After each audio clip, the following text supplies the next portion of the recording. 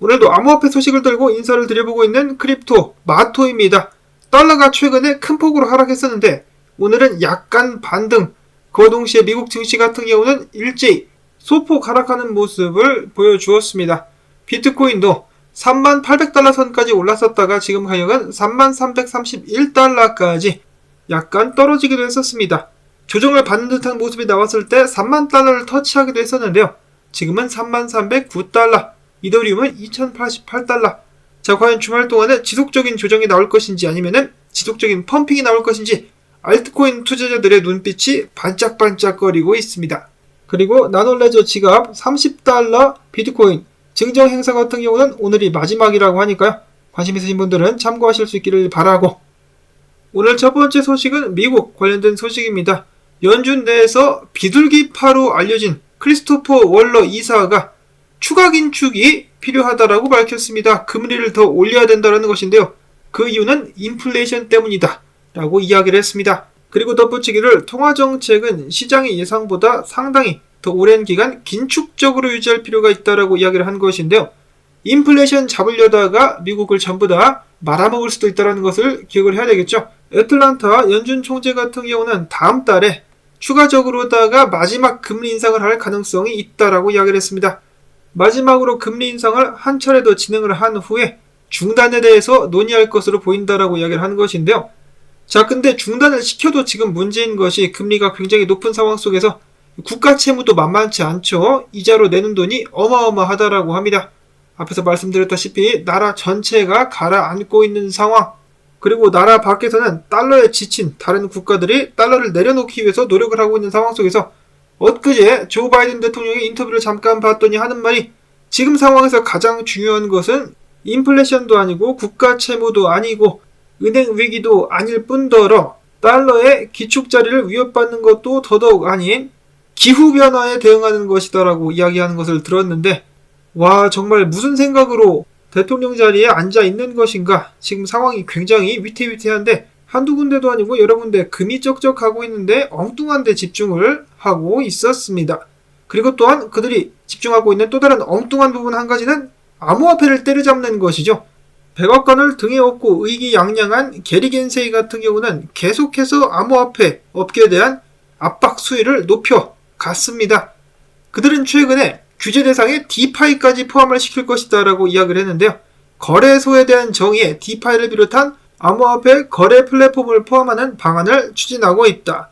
탈중앙화된 금융이라고 해가지고 증권법 적용 대상에서 제외돼서는 안 된다. 암호화폐 대부분은 증권이며 거래소들은 이미 증권법상 규제 대상에 포함이 된다. 중앙화든 탈중앙화든 모두 마찬가지다. 나 게리 겐슬러가 모든 것을 통제하겠다 라고 이야기를 한 것입니다. 그야말로 천상천하 유아 독존 지잘났다고 혼자 날뛰고 있는 게리 겐슬러, 탈중앙화가 된 것도 이젠 의미가 없다. 전부 다 내 앞에 무릎을 꿇어라 라고 이야기를 하고 있는 상황. 누구라도 좋으니 게리 겐슬러의 뚝배기를 좀 깨주면 좋겠다 라는 바람을 가져봅니다. 그리고 해당 안건 같은 경우는 아직 확실히 결정난 것은 아니고 표결을 거쳐야 된다라고 하는데, 이 게리 겐슬러가 밀어붙이는 거로 봐가지고는 이제 아무래도 통과가 되지 않을까. 자, 그런가 하면은 암호화폐 지불 업체인 비트페이 같은 경우 또 미국 규제 당국에 덜미가 잡혀가지고 100만 달러 삥을 뜯기게 됐다라고 합니다. 뉴욕 금융당국 같은 경우는 비트페이를 조사하면서 일부 결함을 발견한 것 때문에 이런 식으로다가 벌금을 매길 수 있었다라고 하는데요. 자, 문제를 찾기만 하면은 벌금이 보너스로 나와. 야, 참 권력만 있으면은 돈 벌기 쉽다라는 생각이 듭니다. 불쌍한 암호화폐 업체들. 이어서는 캐나다에서 6번째로 큰 은행인 내셔널 뱅크 오브 캐나다가 지난 1분기에 마이크로스토리지 주식 1768주를 매입했다라고 합니다. 간접적으로다가 비트코인에 투자를 진행한 것이겠죠. 그만큼 올해 비트코인의 위상이 드높습니다. 2023년도에 현재까지 80% 상승을 보여주는 비트코인. 올해만 해도 비트코인 100만장자 숫자가 5만 명 이상 증가했다라고 합니다. 비트코인 16,000달러대, 15,000달러대 사들인 사람들은 지금 싱글벙글 하고 있겠네요. 그런가 하면은 자신의 인기를 더욱더 높여가며 전 세계에서 안전자산으로 자리를 잡아가고 있는 비트코인. 아르헨티나 같은 경우 그 나라 법정통화 기반으로다가 비트코인이 다시 한번 전고점을 갱신하기도 했었다라고 합니다. 자, 달러도 얼마 남지 않았다. 전고점 갱신 가지야. 이어서는 분석 보도록 하겠는데요. 렉트 캐피탈 분석가 이야기하기를, 자, 위에는 해당 선 리테스트 할 가능성이 있다라고 이야기를 했는데 지금 벌써 했죠. 3만 달러를 살짝 치고 올라왔습니다.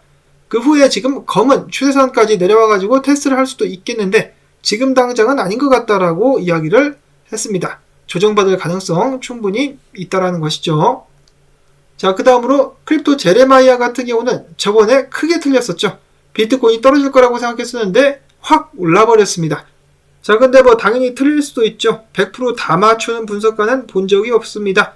그는 최근 상황에 대해서 이렇게 이야기하기를, 3만 달러 선이 유지가 된다라면은 8시간 봉 사이에서 히든 상승 다이버전스가 나와가지고 32,000달러까지 상승할 수 있을 것, 29,000달러까지 떨어질 가능성보다 일단 32,000달러까지 올라갈 가능성이 높아 보인다라고 이야기를 하는 것인데요. 그 반면에 다음 상승 이전에 조정이 바로 나올 수 있을 것이다 라고 예측하는 분석가, 햄자라는 분석가 같은 경우는 본인이 피보나치 비율을 대입을 해봤을 때, 그리고 엘리엇 웨이브를 봤을 때 비트코인 가격이 29,000달러 선까지 내려왔다가 반등하면서 크게 상승할 수 있을 것이다라고 이야기를 했는데요. 앞에서 렉트 캐피탈 분석가가 제시를 했었던 해당 추세선 근처까지 내려간 다음에 거기서 반등을 할 것이다라고 예측을 하고 있는 것입니다. 지금 알트코인들의 분위기가 무르익어가고 있는 가운데 비트코인 조정과 함께 한번 쉬었다가 달릴 것인가, 아니면 바로 달릴 수 있을 것인가. 비트코인 도미넌스 같은 경우는 계속해서 떨어지고 있습니다. 비트코인이 빈틈을 보이자마자 이더리움 확 치고 나간 모습을 확인해 보실 수가 있겠는데요. 이런 식으로다가 비트코인 도미넌스가 계속해서 흐르면은 이더리움은 힘을 받을 수밖에 없겠죠. 분위기가 정말 좋은 상황인데, 그렇다면 지금부터 알트코인에 몰빵하면 되는 것이냐, 알트코인 사면은 무조건 부자 되는 것이냐. 트레이더 엑소 분석가 같은 경우는 조심할 필요가 있다라고 이야기를 하고 있습니다. 알트 시총인데요. 과거에도 이런 식으로다가 알트장 가는 듯 하다가 쏙 들어왔죠. 이렇게 될 수 있기 때문에 조정을 받게 된다라면은 알트 시총이 저항에서 지지를 받고 반등할 수 있느냐, 아니면은 쏙 다시 들어가는 거를 주의해서 지켜봐야 된다는 것인데요. 최근 비트코인 강세를 봤을 때 알트장이 이어질 것 같은 것이 사실입니다. 자, 그럼에도 불구하고 제가 왜 이런 말씀을 드리느냐, 몰빵하시는 분들이 계실까봐. 자, 물론 투자에 대한 조언은 아닙니다. 판단은 여러분들이 하시는 것인데, 분위기가 좋을 때 크게 들어갔다가 크게 물리는 경우가 많이 있죠. 그렇기 때문에 항상 조심하실 수 있기를 바랍니다. 놓치면은 어떻습니까? 다음 기회가 또 오는 것이기 때문에 절대로 감당할 수 없는 선까지 투자를 하시는 일은 없으시기를 바랍니다. 그리고 참고적으로다가 도널드 꾀꾀 오리 선생 같은 경우는 얼마 전에 포지션을 정리했다라고 했는데, 아마 비트코인만 이야기를 한 것인지 이더리움 같은 경우도 2,000달러 뚫는 것을 보고 전부 다 들고 있었던 거 정리했다라고 이야기를 했습니다. 그래서 사람들이 의아해하죠. 이렇게 분위기가 좋은데 왜 여기서 빠지냐, 좀만 더 기다리면 더욱더 크게 먹을 수 있는 것 아니겠느냐, 본인도 차트를 이렇게 그리지 않았느냐라고 물어보니까 꾀꾀 오리 선생이 이렇게 이야기를 했습니다. 나는 암호화폐 투자를 할 때 차트가 최악일 때, 정말 상황이 안 좋을 때 그 자리에서 매수를 들어가고, 반대로 차트가 정말 보기 좋다, 너무너무나 기대가 되는 차트가 나올 때 그 자리에서 그냥 팔고 나온다라고 이야기를 했습니다. 특이하죠? 그리고 그것을 실천할 수 있다는 것이 정말 대단하다라는 생각이 듭니다. 확실하게 자기가 이기는 싸움만 들어가고 있는 꾀꾀 오리 선생. 이어지는 기타 소식 및 알트코인 소식들입니다. 아발란체, 아박스의 1일 활성 주도 숫자가 6개월 내에 최대치까지 늘어났다고 합니다. 코인의 가격과 1일 활성 주소 같은 경우는 상관관계를 보이는 그런 경향들이 좀 있기도 한데요. 가격 상승 한번 기대해 볼 수 있을 것인가? 코인데스크에서는 여기에 대해서 이렇게 풀이를 하기도 했었는데요. 미국 자산운용사인 위즈덤트리, T-로어, 웰링턴 컴버랜드 등 금융사들이 아발란체의 기관 전용 블록체인 맞춤화 서비스 제품군인 에버그린 서비넷에 가입했다는 소식과 함께 아발란체에 대한 전통 금융기업의 관심이 증가하고 있는 것으로 보여진다라고 이야기를 했습니다. 전통 금융기관들 공략에 성공하고 있는 아박스, 가격도 한번 쏴줄 수 있을 것인가? 이어서 시바이누의 레이어2 프로젝트인 시바리움 같은 경우도 베타 테스트 단계임에도 불구하고 네트워크가 굉장히 빠르게 성장하고 있다라고 하네요. 지갑 숫자가 400만 개를 넘어가고 있다.